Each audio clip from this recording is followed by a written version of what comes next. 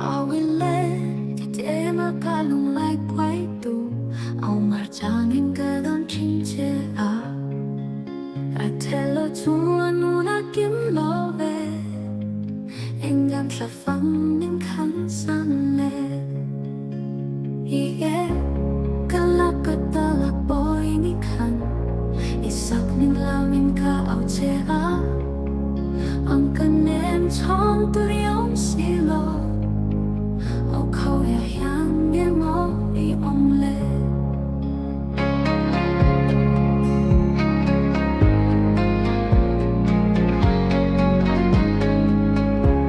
Ô vi phạm chân đá hay kính không tạc khá Đằng ngà ai ấm ở là trang riêng à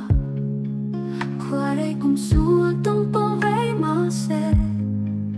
Yang đi à ôm lâu nghe thính lại à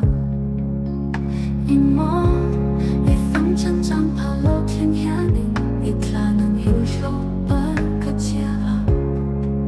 Mang ngà lôi khi bơi nụ linh ê Chọc rôi đầu lung kêu vết thua ê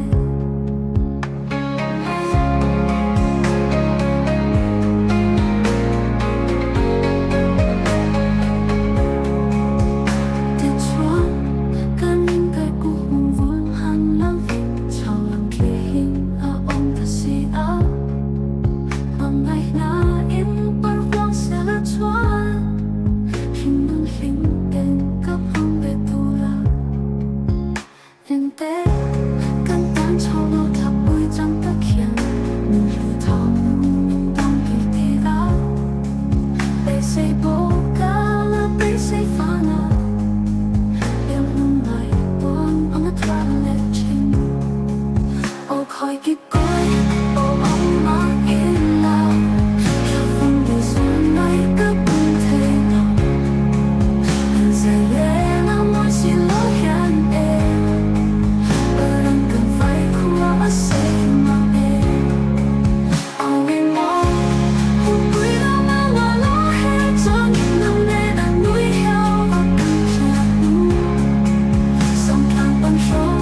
anh bơ vun lệ à Thì chẳng xin kia đúng lệ cần hoa mê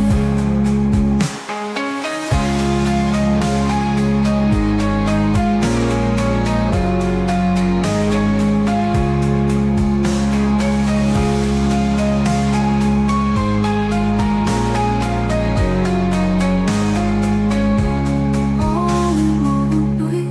lắm ngã ngã áo lô hết chẳng nhìn Nằm nề nà nuôi heo ở căn kia nung